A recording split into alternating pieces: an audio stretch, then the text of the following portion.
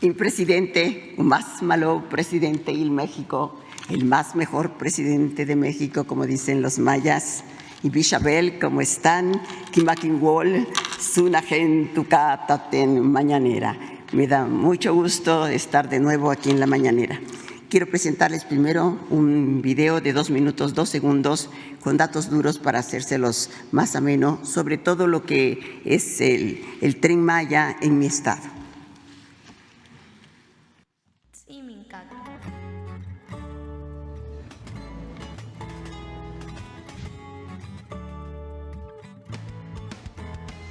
Los dioses dijeron, caballo que vas, cruzando la tierra que vive el Balá. Tu máquina viaja y recorre el legado, caminos deja de esplendor y pasado. Súbete al tren, guerrero jaguar, que te abrace la selva, que te lleve hasta el mar. Súbete al tren, relámpago y hierro, caballo de fuego, cambiaste mi andar. Caballo en su llama, que cruzas el viento y visitas los templos del Maya ancestral. Recorres la historia, caballo de paz, Calakmul y su ceiba, su magia y su luz. Súbete al tren, guerrero jaguar, que te abrace la selva, que te lleve hasta el mar. Súbete al tren, relámpago y hierro, caballo de fuego, cambiaste mi andar. Kolen yetel winikop, betop a winkler, nascon yetel kima kolal. Súbete al tren, guerrero jaguar, que te abrace la selva, que te lleve hasta el mar. Súbete al tren, relámpago y hierro, caballo de fuego, cambiaste mi andar. Pues quiero decirles que solo quienes viven los desafíos que representa el Tren Maya pueden darse cuenta de lo colosal, de lo impactante que es esta obra, medio darse cuenta. Hoy ya tiene música, y gracias a mi familia, que es también muy comprometida y todos estamos inspirados, y este video se hizo en tiempo récord gracias también a un Nohme Yajiloba, un gran equipo que tenemos muy apasionado. Quiero decirles nada más un comentario muy breve sobre los nuevos retos. Este me pareció muy importante, me toca vivirlo en el tramo 7. De repente, pues dice el general Vallejo, talentosísimo, así no vamos a terminar. Muchísimos vestigios iban apareciendo. Había que tomar la decisión, o rescatábamos los vestigios, los aventábamos, o bien se terminaba a tiempo el tren. Nuestro presidente dijo, se termina el tren y se salvan los vestigios. Entonces eran 43 arqueólogos en ese momento. En una estrategia rápida, atrevida diría yo, se armó en 2 días una nueva organización, y mientras el presidente estaba explicando, el general estaba ya hablando por teléfono de dónde tenían que venir los soldados de diferentes partes.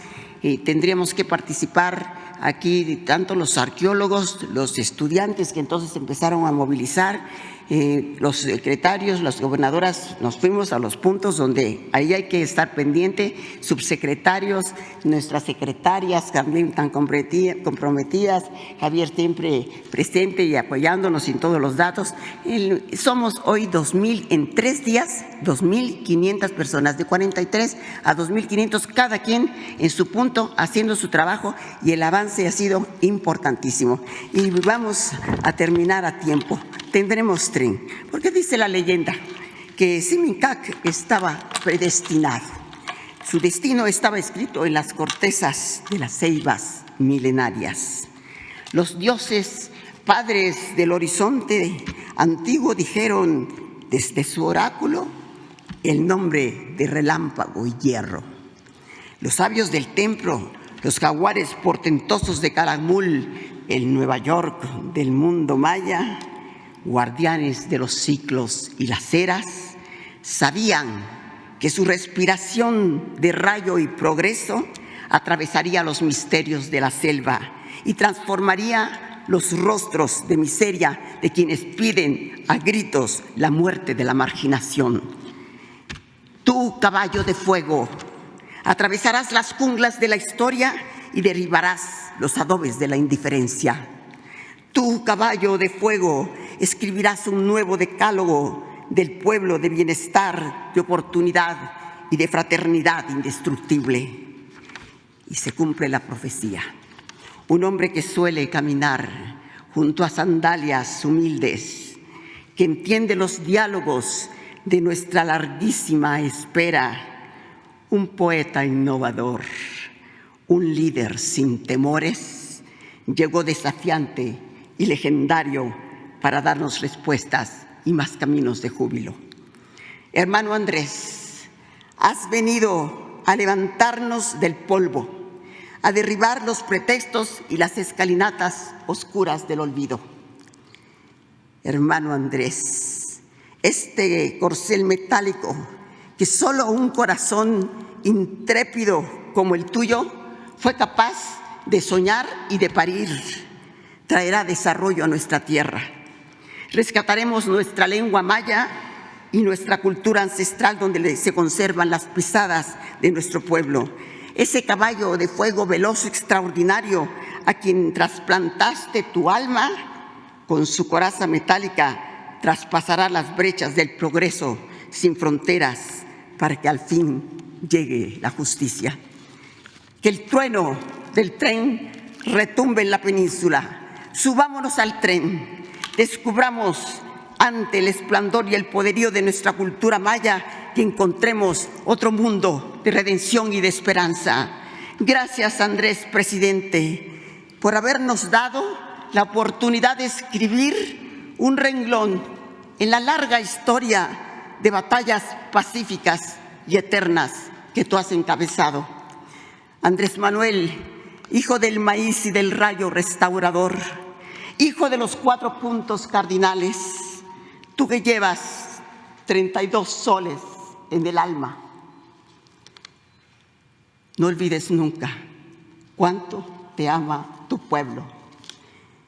Súbete al tren, Naken tren, Diosbotic, Andrés Manuel, Inyabilmech, te amamos. Gracias. Yo aplaudo.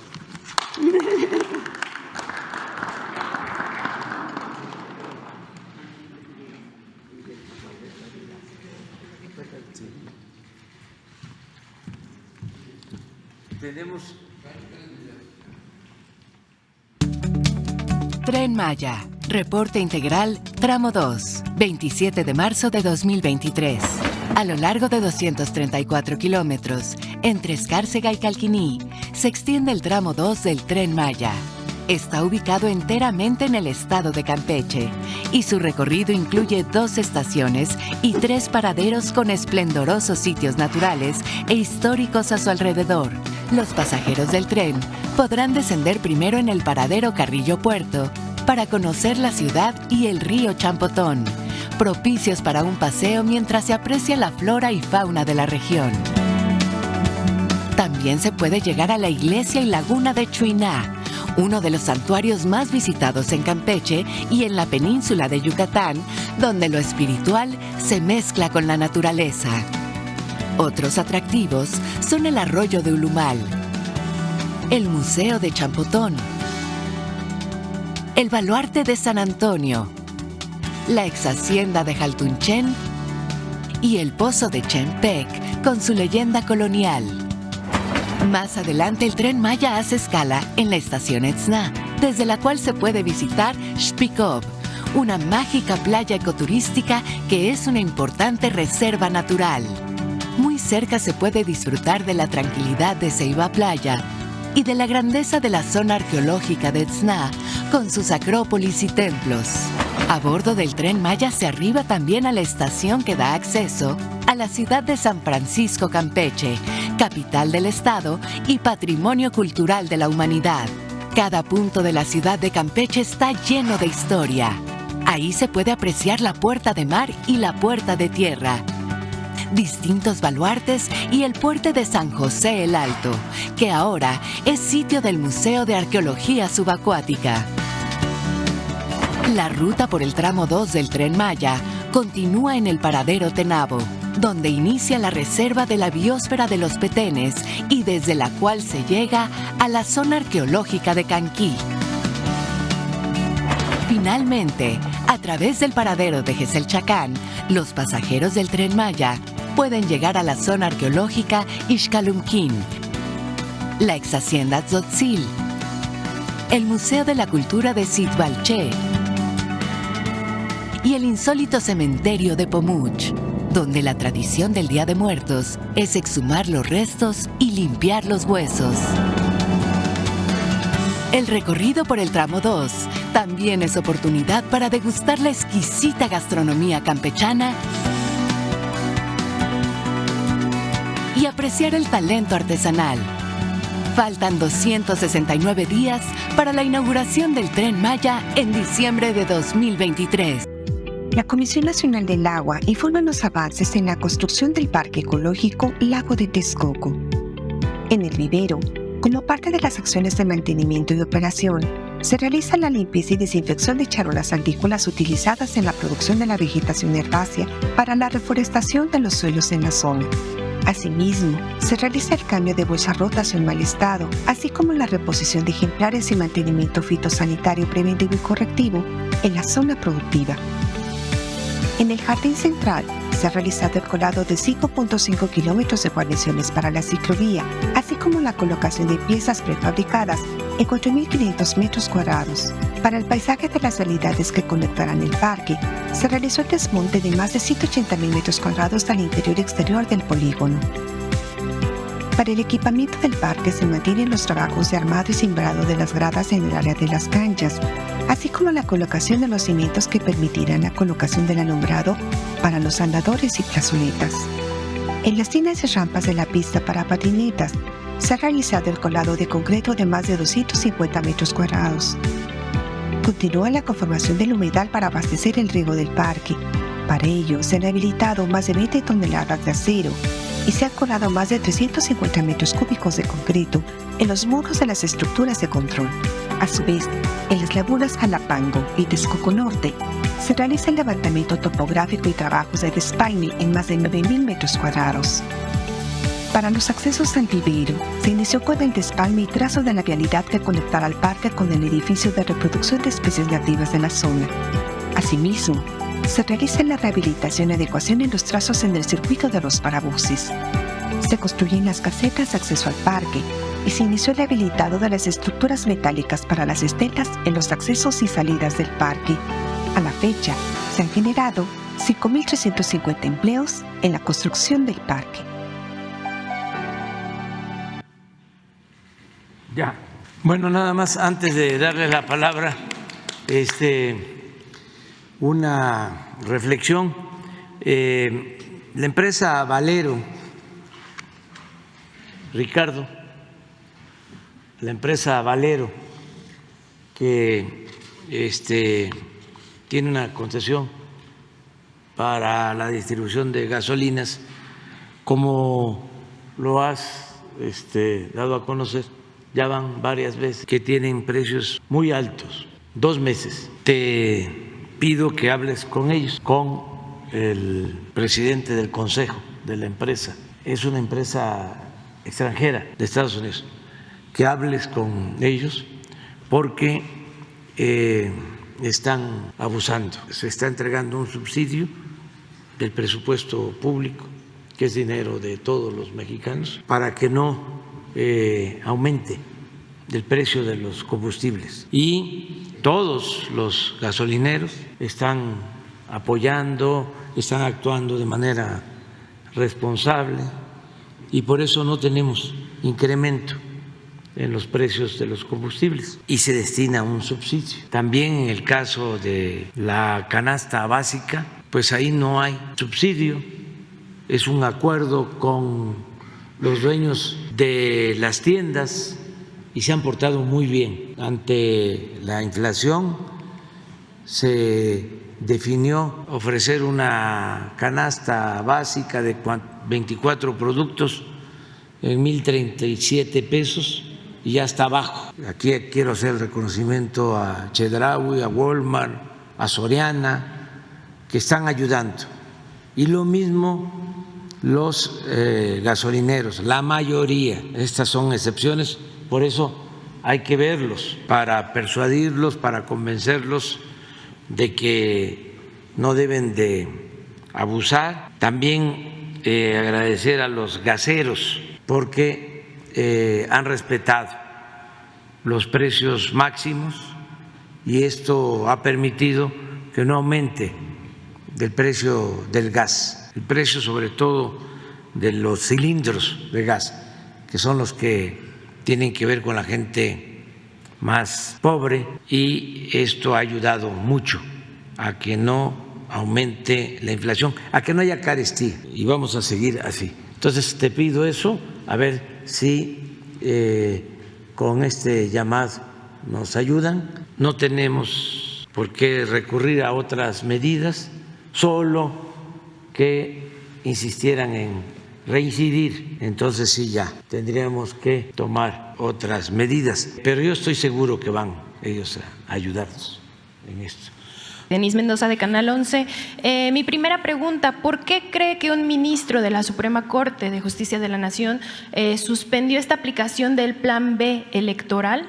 ¿Y qué nos puede decir de que ahora la Consejería Jurídica del Gobierno Federal va a impugnar esta suspensión?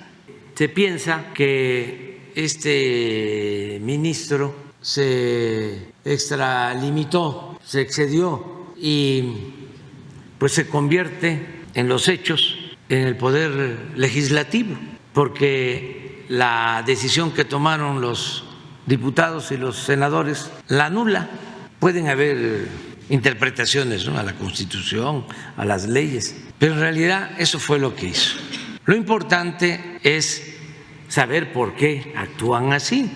Yo creo que la mayoría sabe que no es un asunto jurídico, es un asunto político. Y yo diría mercantil, porque lo que no quieren ni siquiera es que se apruebe la ley o que se declare constitucional la ley electoral.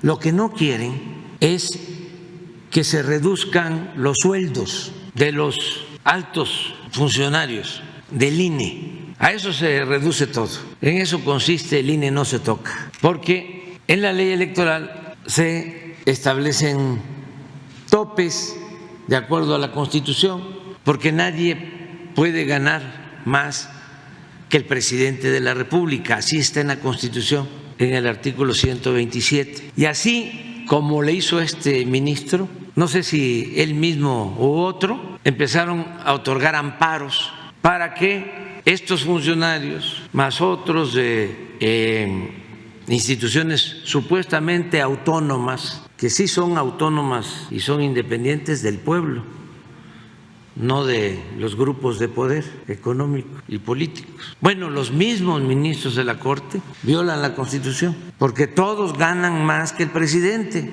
y tienen fideicomisos y retuercen las leyes, pero la esencia, el fondo es: no quieren que se reduzcan los sueldos de los altos funcionarios. Eso es todo. Claro, nosotros vamos a continuar por la vía legal, y si al final rechazan la reforma electoral que estamos proponiendo para que haya una auténtica democracia y no una oligarquía, para que haya un gobierno del pueblo y no un gobierno de los potentados con sus achichincles, voceros e intelectuales orgánicos y mucha gente con pensamiento conservador a las que respetamos mucho, pero ese es el fondo del debate. Ahora, hay un plan C, que no estén pensando que ya se terminó todo, pues que no se vote por el bloque conservador para que siga la transformación, ni un voto a los conservadores, sí a la transformación.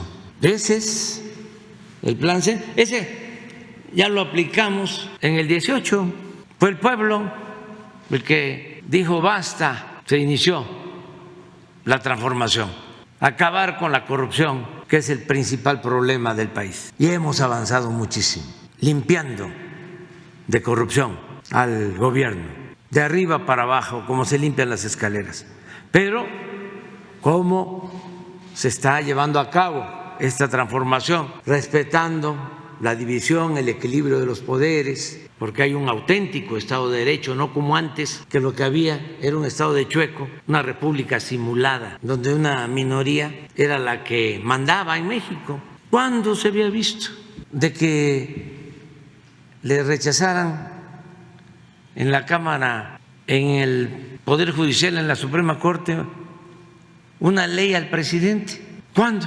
Si todo era, sí, señor, lo que usted diga, señor. ¿Qué horas son? Las que usted quiera, señor. El poder de los poderes era el ejecutivo, el poder legislativo estaba subordinado, el poder judicial, lo mismo, era el porfiriato o el neoporfiriato o el neoporfirismo, con la máxima de que la Constitución se respeta en la forma, pero se viola en el fondo. Ahora no. Entonces estamos viviendo un momento estelar en la vida pública y qué bueno que esto está sucediendo y vamos a continuar. Todo es político, quieren regresar por sus fueros los conservadores, no tienen llenadera, quieren seguir robando, nada más que no lo van a lograr, porque si algo ha cambiado en México es la mentalidad del pueblo. Hay mucha conciencia en el pueblo. Es, como siempre lo digo, el país con menos analfabetismo político en nuestro tiempo. Es un pueblo muy consciente, muy politizado. Y eso es lo que también les molesta mucho. No quieren aceptarlo, porque estaban acostumbrados al tiempo en que se decía que el pueblo no existía, que la política era asunto de los políticos, que la política se llevaba a cabo en el círculo rojo. Esa mentalidad prevaleció durante mucho tiempo. Bueno, todavía este consejero del INE lo señaló, ¿no? El pueblo no existe. Entonces les molesta mucho eso, porque les rompe su esquema clasista, racista, discriminatorio. Ahora hay hasta una polémica por los nuevos libros de texto, porque no quieren que se incorpore el habla de los pueblos, quieren que todos hablemos físico, con tecnicismos. México es un mosaico cultural y la lengua pues tiene que ver con las raíces de las culturas antiguas. Yo una vez les comentaba que una lingüista de mi tierra, extraordinaria, Rosario Gutiérrez Esquilsen, tiene un libro que se llama Así hablan en mi tierra, y varios libros. Fue maestra, muy estimada, querida por sus alumnos. Decía que, por ejemplo, sopilote tenía que ver con la vinculación del náhuatl con el castellano. Nosotros llamamos al sopilote en Tabasco chombo, pues es maya con castellano. ¿Y qué está mal dicho? Hay que decir sopilote. Bueno, si se está en Tabasco, se le puede decir chombo. La chombada, dirían allá, la sopilotada, dirían por acá, pero todo está bien. Fíjense que si hablamos de el mamey, entonces esta fruta, ¿no?, muy sabrosa, por cierto, pues en Tabasco se llama zapote y en Campeche también. Ah, no, mamey, y en Tabasco zapote. Y el mamey nuestro es otro, es redondo, que es también riquísimo. Imagínense, en el Instituto Nacional Electoral, el encargado de promover la democracia, afirmando que no existe el pueblo. ¿Qué es la democracia? Pues ya lo hemos dicho muchas veces, se compone de dos palabras: demos, pueblo; kratos, poder, poder del pueblo. Entonces, si no existe el pueblo, ¿cómo hay democracia? Por eso hablo de que en realidad no son demócratas, son oligarcas. Entonces yo espero pues que sean buenos los consejeros consejeras que nombren, que elijan en el Congreso. Bueno, para empezar, más de la mitad de los ciudadanos simpatizan con nuestro movimiento, más de la mitad de la población en México. Eso creo que es demostrable, ¿no? Entonces, si hay una elección, pues esa mitad o más de la mitad, pues tiene posibilidad, ¿no?, de participar. Entonces, si pertenecen, simpatizan con nuestro movimiento, pues no están impedidos si no lo prohíbe la ley, es decir, si en los requisitos no está establecido, porque hay una serie de requisitos legales que hay que cumplir. Dirigentes de partido no pueden estar en estos cargos. Sí, sí es válido, porque tienen derecho, como cualquier otro ciudadano. Usted puede tener un hijo conservador y usted es progresista, y ni modo que su hijo conservador no pueda participar. ¿Pero garantía la imparcialidad en el INE, presidente? Sí, porque lo importante es que sea gente íntegra, honesta. No, eso de la experiencia es… Además, se hace un examen. Y por lo general, miren, de manera muy sincera y con todo respeto, los conservadores son muy hipócritas y muy corruptos. Fueron los que saquearon el país. ¿Qué más pruebas queremos? Y son los que se resisten a que haya cambios. Y son los que quieren seguir manteniendo el control en el INE. Es un asunto que tiene que ver con la abogacía, con la formación. Se tiene que revisar planes de estudios y tiene que haber un tronco común que tenga que ver con el humanismo, con la honestidad, con los valores, y de ahí ya la especialidad, los buenos abogados, los buenos técnicos, científicos, pero un tronco común para fortalecer valores y no querer triunfar a toda costa sin escrúpulos morales de ninguna índole, en donde lo más importante sea lo material, lo más importante es el dinero, lo más importante es colarte, lo más importante es encaramarte en los cargos públicos dejando trozos de dignidad en el camino. No, pero hace falta eso. Esa es una. Y la otra, que no hay que descartarla, es que se elijan a los jueces, y a los magistrados y a los ministros. En una época se eligieron, en la época de la República restaurada. En Estados Unidos, en el origen de la democracia, hay que ver el libro de La democracia en América de Tocqueville, se elegían los jueces. Ahora, en el juicio de García Luna, miren el procedimiento. Los jurados, los integrantes del jurado, ciudadanos, llaman la atención de que de repente un día se rebelaron y no querían estar en la sala porque no les habían pagado lo que les correspondía. No sé, $500 creo, algo así, ¿no? $500. Imagínense las maletas de dinero que entregaban aquí. Pues esos ciudadanos, y eso viene desde la fundación de Estados Unidos. Entonces, no descartar eso también como una posibilidad. Sin embargo, yo insisto, lo primero es la formación, que se tengan principios, que se tengan ideales, y es en la abogacía y en todo, en general, pero sí hace falta la reforma. Ya en el plan C va a ser así: lucha, lucha, lucha, no dejes de luchar por un gobierno obrero, campesino y popular. Buenos días, presidente. Shaila Rosagel, corresponsal de Grupo Gili, El Imparcial de Sonora, La Crónica de Mexicali y Frontera de Tijuana. Preguntarle, presidente, en la reunión que tuvo con el enviado del clima de Estados Unidos, John Kerry, si hablaron del Plan Sonora y pues si fue así, ¿qué es lo que trataron al respecto?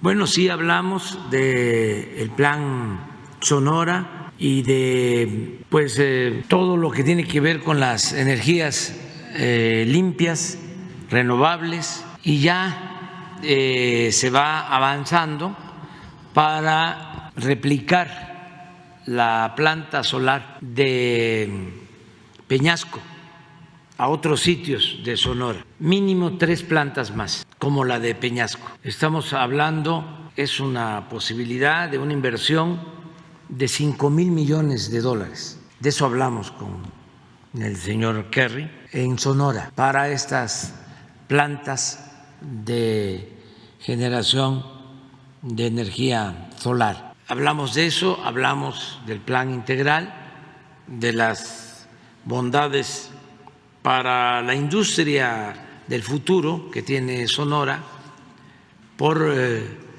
estas plantas solares, por el litio para la elaboración de baterías, el cobre, la cercanía con Estados Unidos, 500 kilómetros de frontera con Arizona.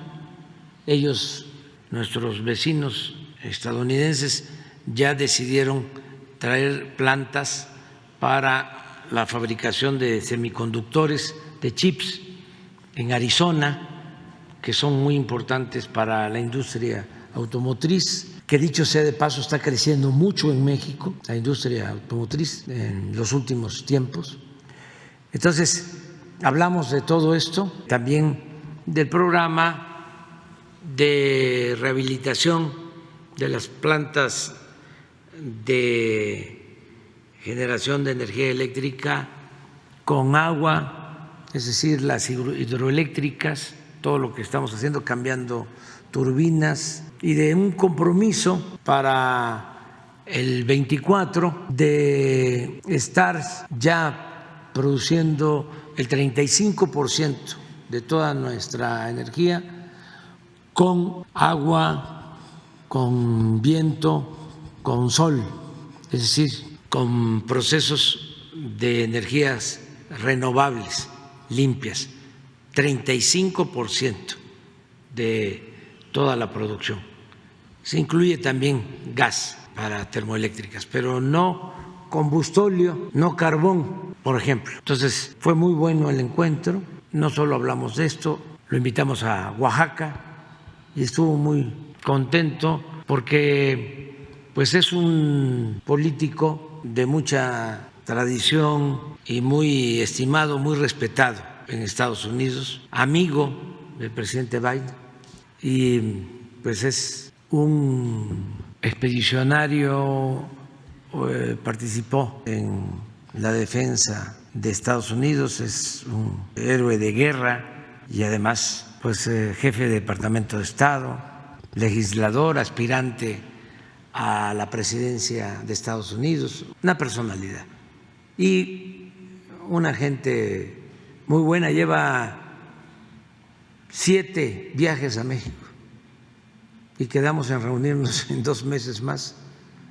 por este plan que estamos llevando a cabo. Ellos van a buscar ayudarnos para que en caso de que se requiera inversión, las tasas de interés sean las más bajas. Ellos van a ayudarnos en eso y también aceptaron de que toda esta infraestructura pasa a formar parte de la Comisión Federal de Electricidad. O sea, es fortalecer a una empresa pública, porque al final de todo, como lo vimos ahora en el caso de Valero, todo desemboca en que no aumente el precio de la luz.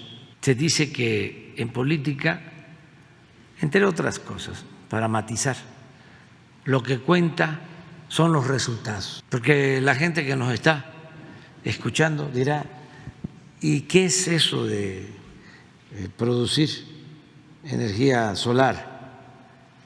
¿Y qué litio? ¿Y qué significa el Plan Sonora? ¿Quién es ese señor Kerry? ¿Por qué se habla de una inversión de $5,000 millones? ¿En qué, al final de cuentas, a mí me beneficia? Pues la respuesta es que si fortalecemos la Comisión Federal, como se ha venido haciendo, no aumenta el precio de la luz. En eso nos beneficiamos. Pero para llegar a eso se necesita llevar a cabo una estrategia y hay que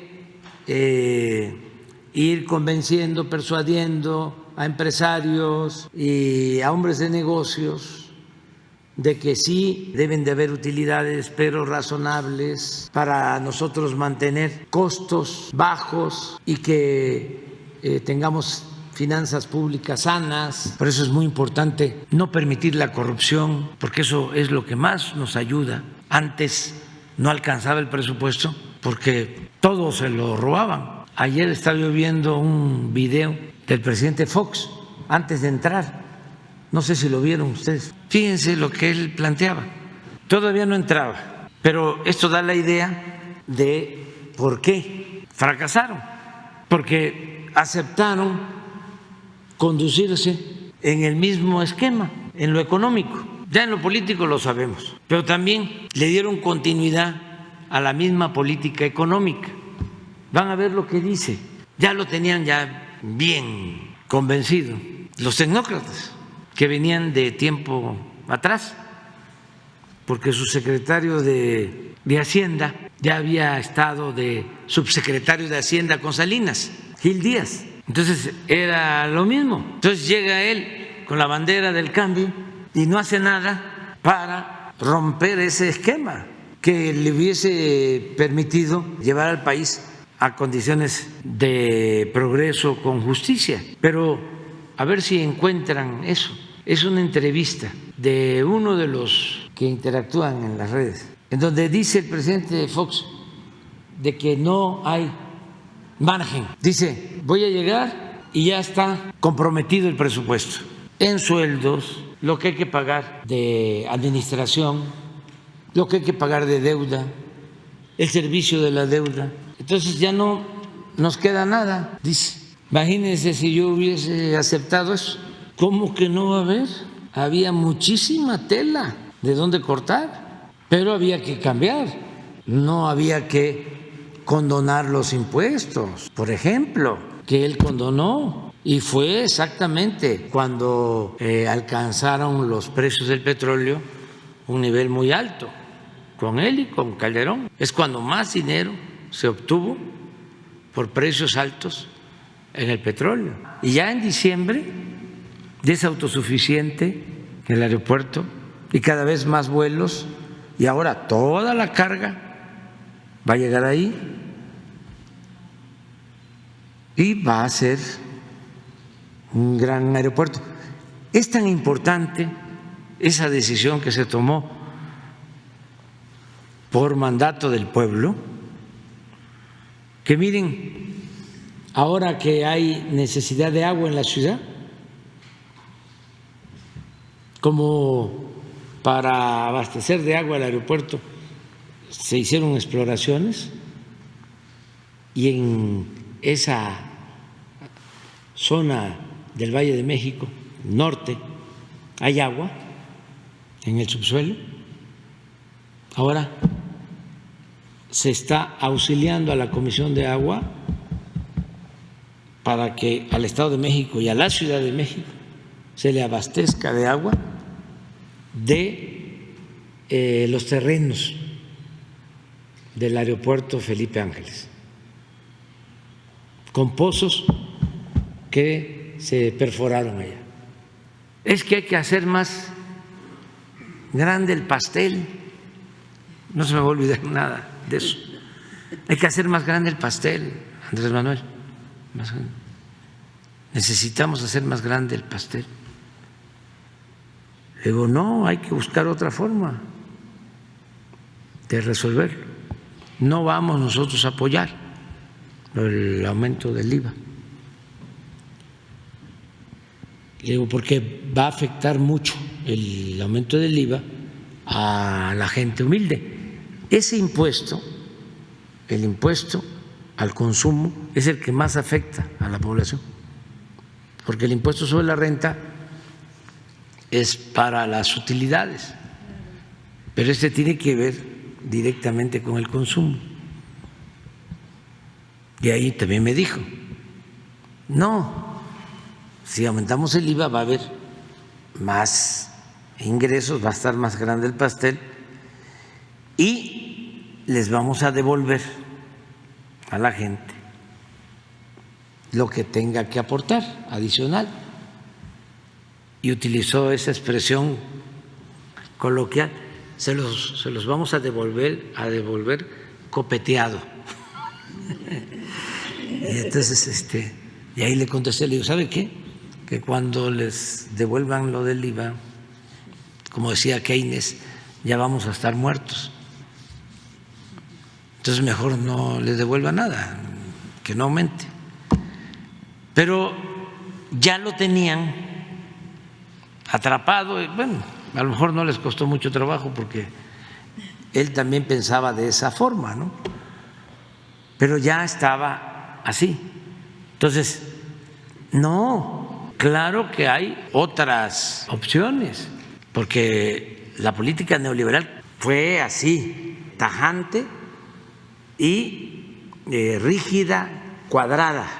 No tomaron en cuenta las características específicas, históricas, sociales, económicas de los países.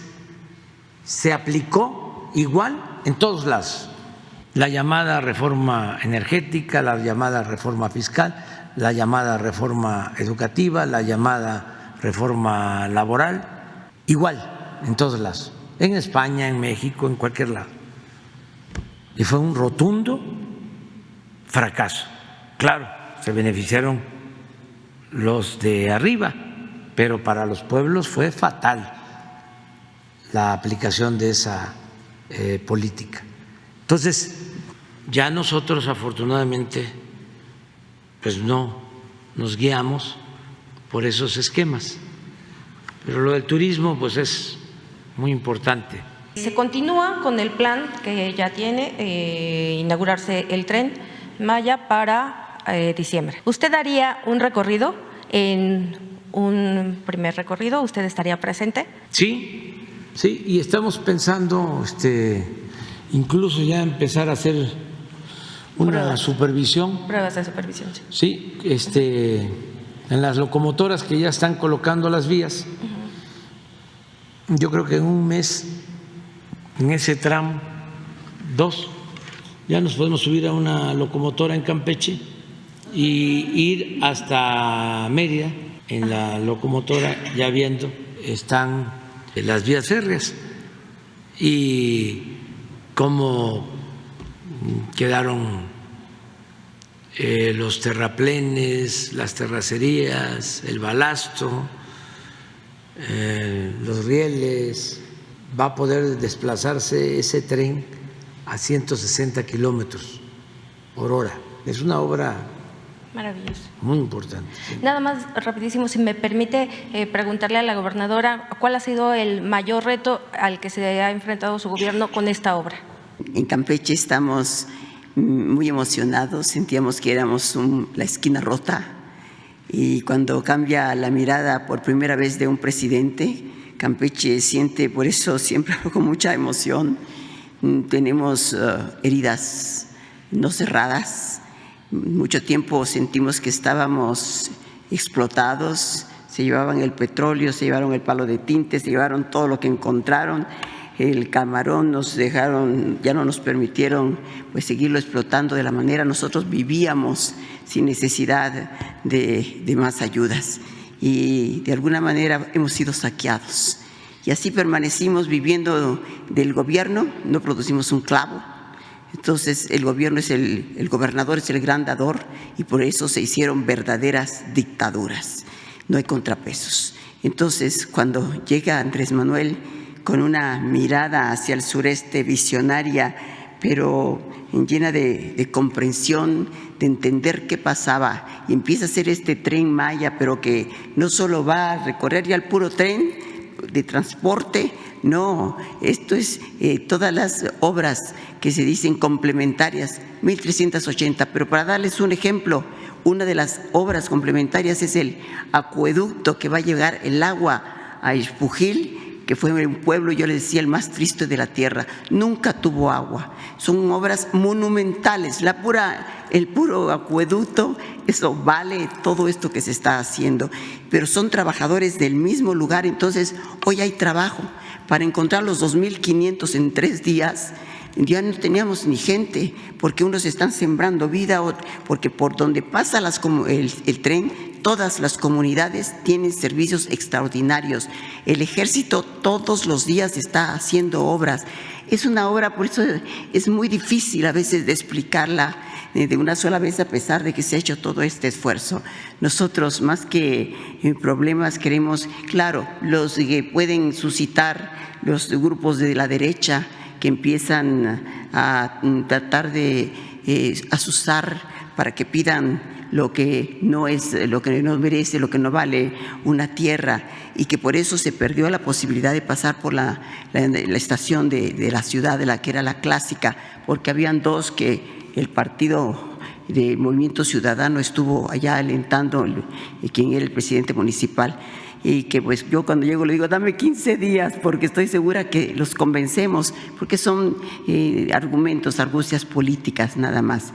Pero los que son la gente buena, la gente de Campeche, no es casualidad que en la encuesta que hizo Abundis, que es muy respetable, nuestro presidente tiene el 91% de popularidad en Campeche. Solo dice, y yo me lo tiene que comprobar, Javier, que ellos tienen 93. Creo que es el estado que más lo quiere. Así que nos ha traído gran esperanza y como un motor de hacer ahora cosas. Ahora sí ya quiero el gas, ahora quiero el puerto, ahora quiero otras cosas más, que la gente se acostumbró a la resignación y a la limosna. Entonces son momentos muy emotivos, históricos para nosotros y esperanzadores.